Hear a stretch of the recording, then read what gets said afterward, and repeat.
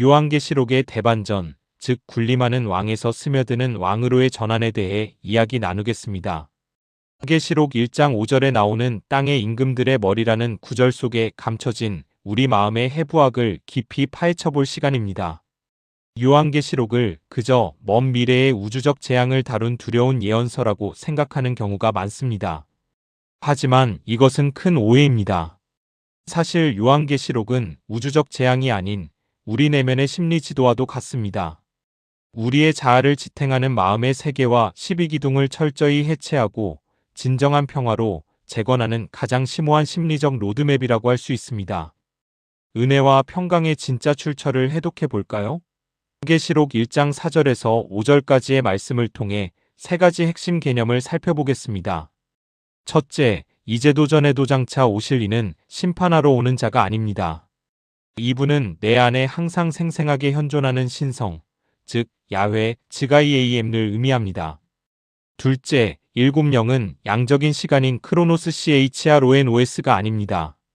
영성의 끊임없는 새로운 탄생을 의미하는 카이로스 KAI로스, 즉 질적인 시간을 뜻합니다. 마지막으로 충성된 증인은 신을 향한 나의 맹목적 충성이 아닙니다. 이것은 예수로부터 나에게 찾아오는 신뢰를 의미합니다. 많은 사람이 내가 믿는다는 착각에 빠져 있습니다. 잘못된 패러다임은 나의 의지력과 맹목적 충성을 강조하며 보증을 요구합니다. 하지만 참된 패러다임은 다릅니다. 믿음 PISTIS은 나의 의지력으로 억지로 짜내는 것이 아닙니다. 그것은 예수의 삶의 방식과 신뢰가 나에게 선물처럼 찾아와 증거되는 것입니다. 이 스며들미 수용될 때 비로소 참된 평강이 시작됩니다. 우리 마음의 해부도를 통해 자아를 지탱하는 12기둥을 살펴보겠습니다. 옛사람의 자아는 야곱의 12아들처럼 갈등, 시기, 생존 본능으로 얽힌 12기둥으로 세워져 있습니다. 마음은 마치 장과 같아서 외부의 지식, 독소, 상처를 흡수하고 해독하며 자아의 뼈대를 형성합니다. 이 과정에서 어떤 지식은 독소가 되고 어떤 지식은 상처로 남기도 합니다. 이 12기둥 중 반드시 무너져야 할 단 하나의 기둥이 있습니다. 바로 판단을 의미하는 단덴입니다. 요한계시록의 새 창조에서 단 지파는 완전히 사라지는데 이는 단의 속성이 선악을 판단하고 심판하는 잣대, 즉 선민의식이기 때문입니다. 생명의 세계에서는 타인을 심판하는 폭력적인 기능이 더 이상 내 자아를 지탱할 수 없으며 반드시 무너져 내려야 합니다. 요셉 지파가 두 지파로 분화됩니다. 맏아들 므낫세가 단지파의 자리를 대신합니다. 므낫세는 잊게 하는 의 뜻을 갖습니다. 선악의 판단으로 기억하던 것을 잊게 하는 신비한 힘입니다. 단지파의 기둥이 무너져도 여전히 성전의 기둥은 12입니다. 우리가 가진 가장 거대한 오해 중 하나는 예수께서 과연 어떤 왕인가 하는 것입니다. 사람들은 예수를 세상의 임금들을 짓밟고 군림하는 더 크고 강한 왕으로 기대했습니다. 그러나 예수께서는 세상 임금들의 폭력적인 방식을 철저히 심판하셨습니다. 자신이 스스로 세상 임금의 자리에 포지셔닝된 후 제자들의 기대와 희망을 송두리째 십자가에 달리게 함으로 세상 임금을 심판합니다. 베드로의 임금을 그렇게 소거합니다. 그렇다면 그는 도대체 어떤 통치자일까요? 우리가 원했던 짐승의 통치는 룰 오버 방식입니다. 세속적 왕권의 본질은 위에서 아래로 군림하는 통제입니다. 개인은 마치 동물의 왕국처럼 힘으로 상대를 제압하여 안정을 얻으려는 폭력적인 구조를 가지고 있습니다. 심지어 종교조차 신의 이름을 빌려 사람들을 지배하려 할 때 그것은 계시록 13장에 나오는 짐승으로 전락하게 됩니다. 이러한 짐승의 세계관은 멀리 있지 않습니다. 우리의 일상 속에서 치열한 왕권 다툼으로 나타나죠.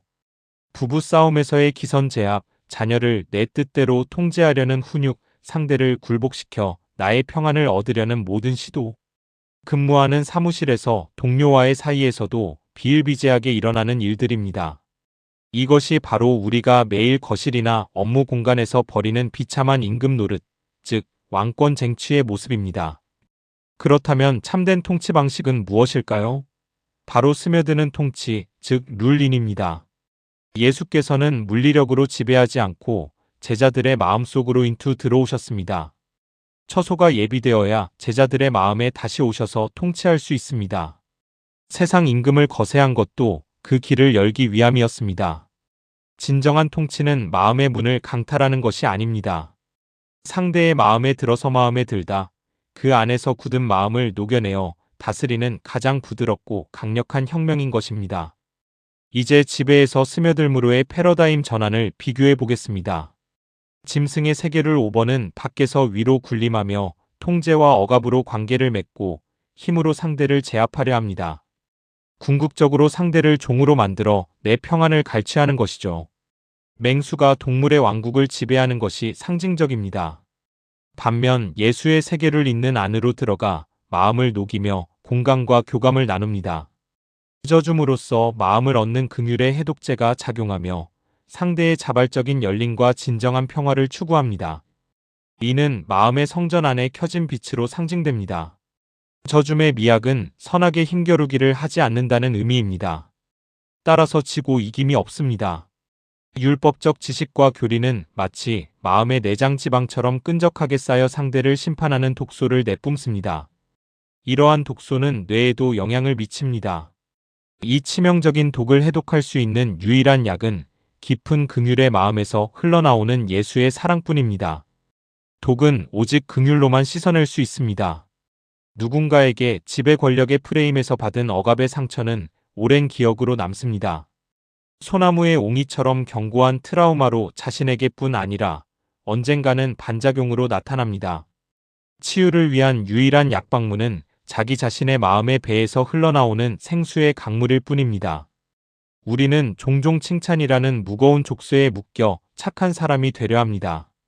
타인의 마음에 들기 위해 모범생 콤플렉스를 안고 살아가는 것이죠. 하지만 칭찬의 이면에는 언제나 비난의 칼날이 숨어 있습니다. 억지로 꾸며내지 않고 있는 그대로의 날 것으로 다가갈 때 비로소 진정한 교감이 시작됩니다. 이 족쇄를 벗어던져야 합니다. 구원을 재정의할 필요가 있습니다. 구원받았다는 것은 죽어서 가는 천국 티켓을 얻는 것이 아닙니다. 그것은 끊임없이 누군가를 지배하고 다스려야만 생존할 수 있었던 폭력적 통제 구조를 오버해서 완전히 빠져나와 마음과 마음이 동등하게 만나는 생명의 세계를 일로 진입하는 것입니다. 에베소 교회의 비밀은 바로 되어지는 대로 되게 하라는 것입니다. 억지로 이기려 하지도 전략적으로 져주려 하지도 마십시오. 지배하려는 무거운 짐을 내려놓을 때 우리를 올가매던 판단의 기둥들이 무너지고 참된 은혜의 새 성전이 지어집니다. 더 이상 하늘을 보지 마십시오. 구름은 이미 당신의 마음 안으로 스며들고 있습니다. Let it be 저 하늘에서 마음의 하늘로 시선을 돌려보시면 어떨까요? 요한계시록은 마음의 혁명을 안내하는 서판입니다. 이번 영상에 공감하신다면 구독과 좋아요를 눌러주세요. 이 영상을 지인들과 공유하셔서 새로운 시각으로 요한계시록을 읽어가는 즐거움에 동참할 수 있었으면 좋겠습니다. 아직도 요한계시록은 혹세무민과 사람들의 마음을 어지럽히는 책으로 남아 있습니다. 요한계시록 읽기의 대변역이 때입니다. 오늘도 행복한 하루 되시기를 바라겠습니다. 감사합니다.